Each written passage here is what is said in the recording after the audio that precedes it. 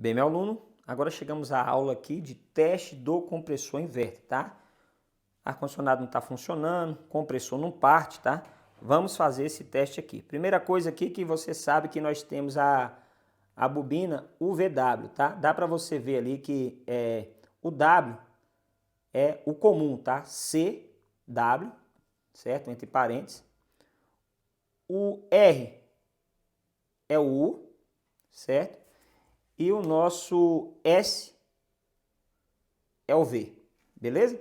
Então, como eu faço esse teste? Eu poderia testar direto aqui nos bornes, tá? Mas como já tem o nosso cabinho de alimentação, certo?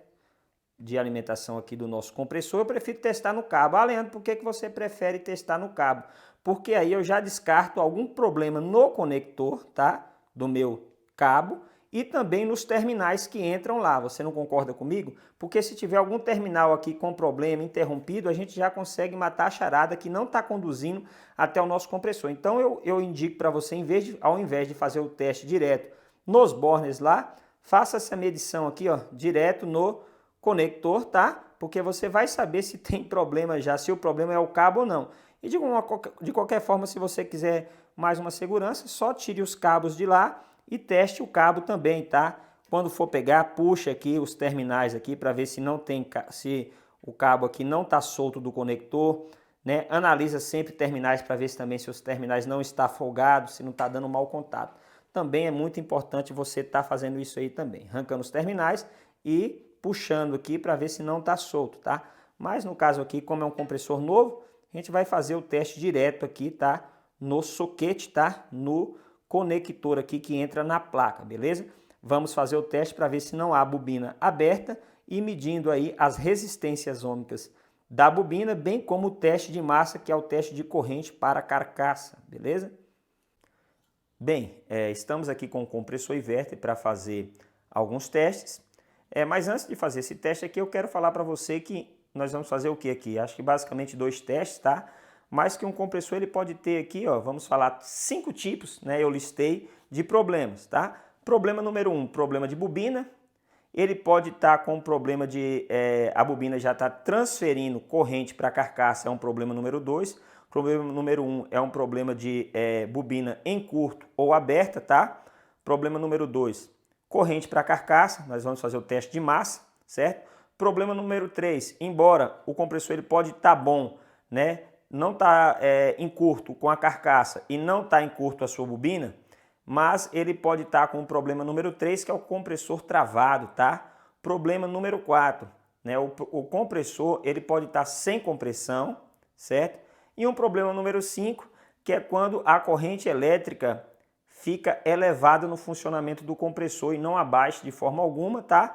Que nós, a grosso modo aí, técnicos falam o quê? A gente fala que o compressor ele já está com amperagem alta, tá? A gente usa esse termo, que que a corrente ela não consegue se estabilizar. Por mais que esteja tudo correto, mas as bobinas aí já perderam as suas propriedades, né? Muito possivelmente por causa de oxidação nas bobinas, a corrente se eleva, tá? E o compressor ele desarma a gente fala por essa corrente elevada, você pode falar que o compressor ele está com um problema de amperagem alta, é o que a gente costuma dizer, tá bom?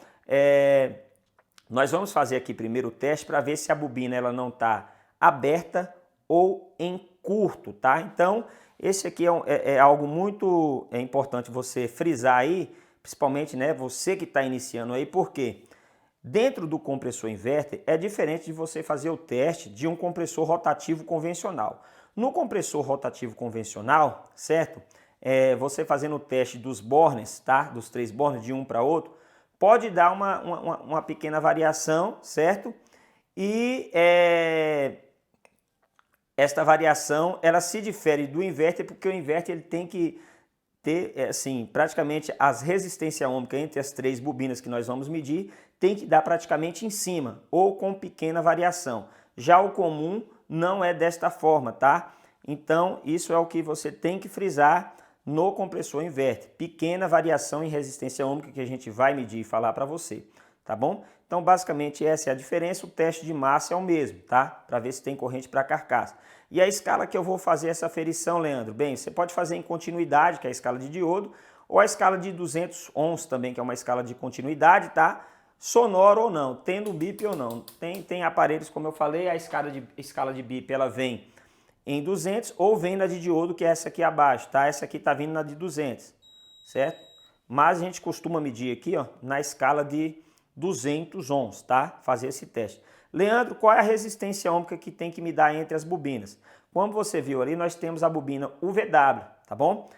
No caso aqui, como eu falei, eu vou medir aqui pelo soquete, tá? Pelo terminal que entra no compressor, certo?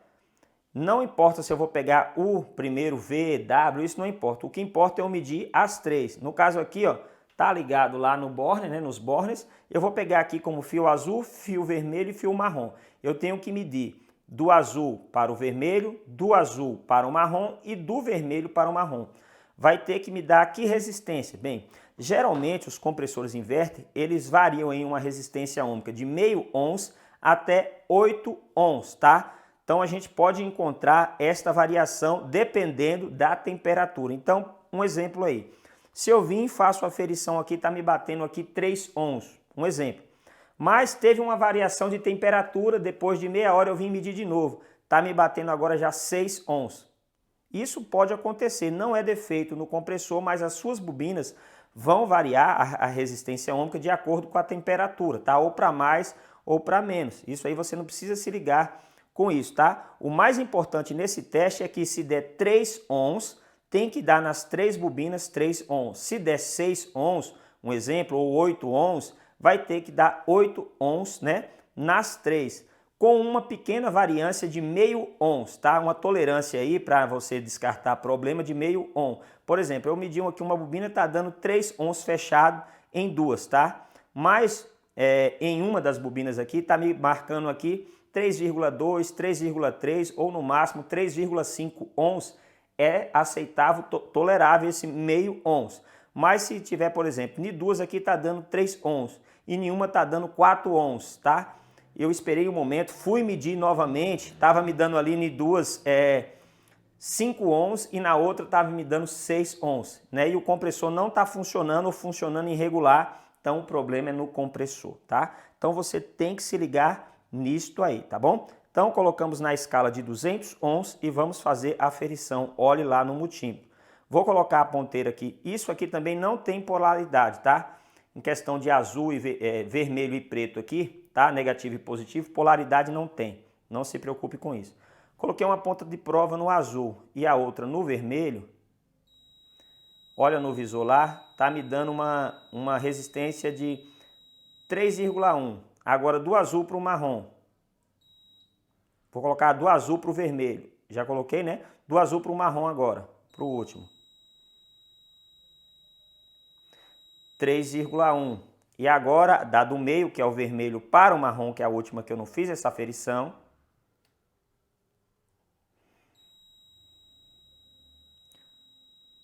3,1, né? Até parou aqui porque eu tirei rápido. Vamos colocar de novo. Que é um probleminha no multímetro, mas você viu que bateu 3,1, tá? Algum mau contatozinho aí. Segurei, ó. 3,1, 3 ohms. Então, você viu que tá perfeito na questão, não tem nenhuma bobina em curto, né? Como eu falei, a bobina dessa em curto, tá? O que ela ia dar aqui? Por exemplo, tá dando 3 ohms aqui, né? A gente viu 3,1 e de repente de duas aqui eu medi, tava dando 3,1 vamos supor, né, para ficar mais claro aqui, eu medi da azul e da vermelha, um exemplo, tá me dando 3 ohms, da azul para marrom, 3 ohms, mas eu fui medir da vermelha aqui para marrom, tá me batendo aí 1 ohms, 1,5, então isso significa que tem bobina em curto, tá? Aí você já poderia condenar o compressor. Outro problema pode ser que a bobina esteja aberta. Quando eu colocar aqui, se nenhuma das bobinas eu coloquei aqui, vamos supor que eu estou colocando na outra aqui, na última, e está dando infinito, sinal do I ali não me dá referência nenhuma, também você já pode condenar o compressor, é por isso que ele não está partindo, porque tem filamentos de bobina aqui interrompido. Então isso é um outro defeito. O outro teste que nós vamos fazer aí é o de corrente para carcaça, tá? Você vai colocar nos 3 terminais também ou direto nos burners. Aqui eu estou usando o soquete. Coloquei, encostei aqui na parte de cobre, ó, não deu referência nenhuma, não deu continuidade, então não está em curto com a carcaça aí, certo? As minhas bobinas, ó, passei aqui, não está dando referência. Vou colocar na última aqui, ó. Tá estático aqui, ó. Sinal de infinito aberto. Se me desse uma referenciazinha lá, ó, isso significa, né, quando eu passasse aqui, que estaria em curto. Então, neste quesito de bobinas, o meu compressor está tudo correto. Não tem bobina em curto, né, entre elas e nem bobina em curto com a carcaça. No teste de massa não está passando corrente. Isso me certifica que, pelo menos nesse quesito, o compressor tá bom, tá? Mas de fato ele tá bom, Leandro? Bem, como eu falei, tem outros problemas, como que o compressor ele pode estar travado e não parte de jeito nenhum, tá? Compressor sem compressão ou compressor, né, como eu falei aí, sempre elevando a corrente elétrica, né, o que a gente chama de amperagem alta. O compressor já está com amperagem alta, é assim que a gente usa esse termo popular aí. Então, tem esses outros 3 problemas que nós vamos falar em outra aula aí, tá ok? Então, nos vemos na próxima aula.